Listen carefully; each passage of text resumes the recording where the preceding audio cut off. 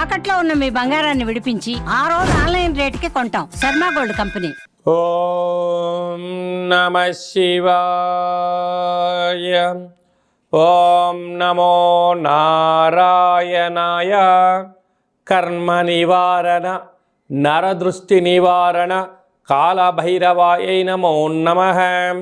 ఓం కాళకాలాయ విద్మహే కాళాతీతాయ ధీమహి తన్నో నరదృష్టి నివారణ కాళభైరవ ప్రచోదయాత్.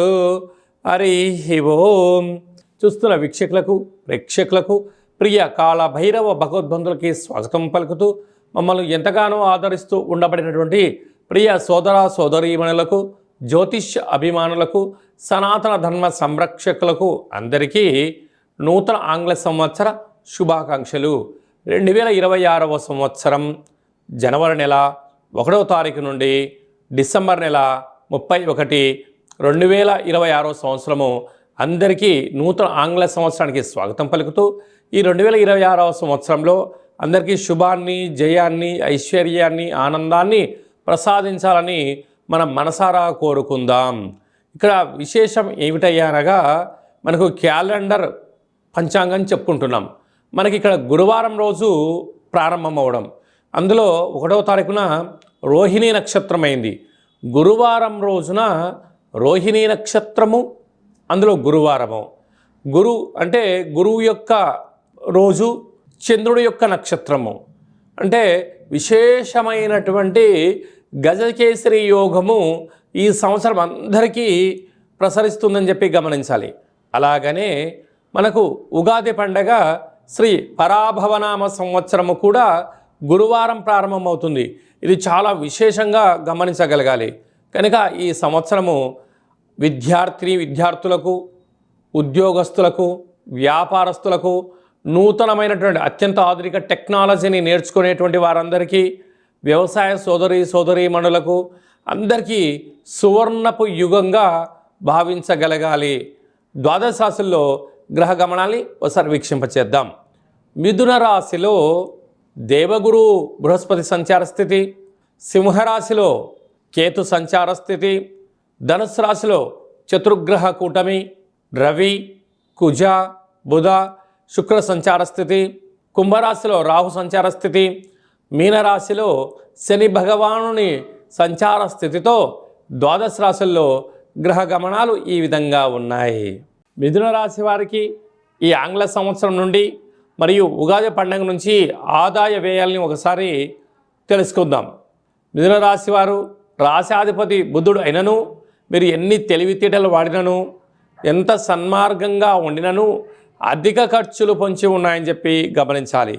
ఆదాయం 8, వ్యయం 11 అనగా మీ యొక్క ఆదాయం 8 రూపాయలు ఉంటే ఖర్చులు అదనంగా 3 రూపాయలు చూపిస్తున్నాయి. కనుక ఇలాంటి కాల సమయంలో అనవసరమైన ఖర్చులను నివారించుకోవడం, వీలైనంత వరకు మౌనంగా ఉండడం, ఆడంబరాలకు దూరంగా ఉండగలిగినట్లయితే మీరు ఉండబడిన సంపదను పోగొట్టుకోకుండా, గతంలో సంపాదించినటువంటి స్థిరచరాస్తులను అమ్ముకోకుండా ఉండే పరిస్థితి ఉంటుందని చెప్పి జ్యోతిర్విజ్ఞానం తెలియచేస్తుంది. అలాగనే రాజ్యపూజ్యం 1, అవమానం 7. మీ చేతులతో ఎవరికైతే డబ్బులు ఇచ్చారో, మీతో ఎవరైతే సహాయం పొందారో, ఇన్ని రోజులు మీ చుట్టూ ఎవరైతే ఉన్నారో వారే ఇప్పుడు మీకు మీ యొక్క ఎదుగుదలను ఓర్వలేక శత్రులుగా మారే పరిస్థితి అధికంగా ఉంటుంది. కనుక మీరు ఎవరిని నమ్మే పరిస్థితి లేదు. కనుక ఇలాంటి కాల సమయంలో చెక్కులపైన సంతకాలు పెట్టి ఇవ్వడం కానీ, హామీలు ఇవ్వడం కానీ, అందుకే మన పెద్దవారు చెప్తుంటారు, ఆవేశంలో నిర్ణయాలు తీసుకోవద్దు, ఆనందంలో వాగ్దానం చేయొద్దు అంటుంటారు. కనుక ఇలాంటి కాల సమయంలో శత్రులు అధికంగా పొంచి ఉన్నారు, అవమాన బాధలు ఎక్కువగా ఉంటున్నాయి. అలాగే రియల్ ఎస్టేట్ రంగంలో ఉండబడిన వారు, వ్యవసాయ సోదరీమణులు, ఆధ్యాత్మిక చింతన కార్యక్రమాన్ని నడిపేటువంటి వారు, అలాగనే ఆహార ఉత్పత్తులు, వ్యవసాయ సోదరీమణులు, గృహ భవన నిర్మాణ కార్యక్రమం చేసేటువంటి వారు, ప్రభుత్వ ఉద్యోగస్తులు, ప్రైవేట్ రంగంలో ఉండబడిన వారికి ఎంతో జాగ్రత్త అవసరం.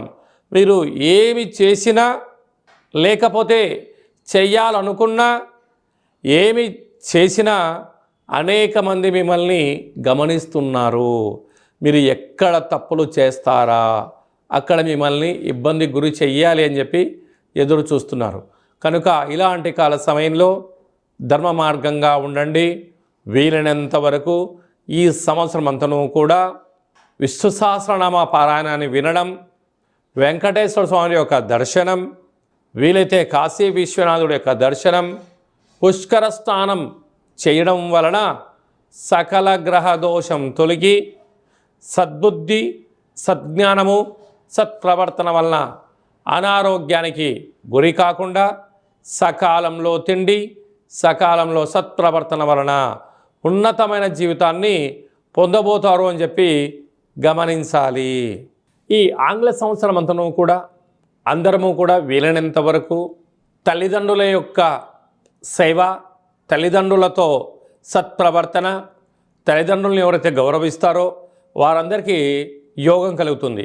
అలాగనే మనకు దత్తాత్రేయ స్వామి వారి యొక్క దర్శనం, ప్రతి గురువారం పూట శ్రీ మేధా దక్షిణామూర్తి స్వామివారిని స్మరణ, ప్రతి గురువారం రోజున మహాదేవుడికి రుద్రాభిషేకము, అలాగనే గాణగాపుర దర్శనము, వీలైతే అరుణాచల క్షేత్ర స్వామివారి యొక్క దర్శనం ఎవరైతే చేసుకుంటారో ఈ సంవత్సరంలో పరిపూర్ణమైనటువంటి గురువు యొక్క ఆశీస్సులు కలిగి విద్యలో, ఉద్యోగంలో, ఐశ్వర్యంలో, వ్యాపారంలో కొదవ ఉండదు అని చెప్పి గమనించగలగాలి. ఇంకనూ మనం విజయం సాధించగలగాలి అన్నట్లయితే ఒక్కొక్క నెలలో మనకు ఒక్కొక్క కాళభైరవ స్వామి వారు ఉంటారు. ఆ కాళభైరవ స్వామికి స్మరణ, ధ్యానము, కూష్మాండ దీపము, నారికేల దీపము, పిండి దీపాన్ని, గండా దీపాన్ని ఒక్కొక్క నెలలో ఒక్కొక్క విధంగా మనం పెట్టుకోగలిగినట్లయితే సంపూర్ణమైనటువంటి స్వామివారికి ఆశీస్సులు కలిగి ఎవరి ఇంట్లో ఎలాంటి ఇబ్బందులు లేకుండా, అష్ట కష్టాలు లేకుండా అష్ట ఐశ్వర్య ప్రాప్తి కలుగుతుందని చెప్పి గమనించాలి. అలాగనే మీ వ్యక్తిగత జాతకం తెలుసుకోవాలనుకుంటున్నారా? మీ యొక్క పేరు, పుట్టినటువంటి తేదీ, నెల, సంవత్సరం, పుట్టిన సమయం రాసి మీరు వాట్సాప్లో పంపించగలిగినట్లయితే 100 సంవత్సరముల జాతకాన్ని రాసి సవివరంగా, సంపూర్ణంగా మీకు ఎక్స్ప్లెయిన్ అంటే ఉదాహరణగా చెప్పడం జరుగుతుంది. అలాగే మీరు పుట్టినప్పుడు గ్రహ గమనాలు ఎలా ఉన్నాయి, ప్రస్తుతం ఎలా ఉంటున్నాయి, రాబోయే కాలంలో ఎలా ఉంటున్నాయో తెలియజేయడం జరుగుతుంది. చాలామందికి పుట్టినటువంటి కాల సమయంలో డేటా ఆఫ్ బర్త్లో లేనటువంటి వారికి మీ పేరు యొక్క మొదటి అక్షరాన్ని అనుసరిస్తూ రాశిని తెలియచేస్తూ రాశి యొక్క స్థితిగతులను చెప్పుకుంటూ, అలాగనే రమణ శాస్త్రం ద్వారా అనగా గవ్వళ ద్వారా కాళభైరవ ఉపాసన చేత భూత, భవిష్యత్, వర్తమానాన్ని తెలియజేయడం జరుగుతుంది.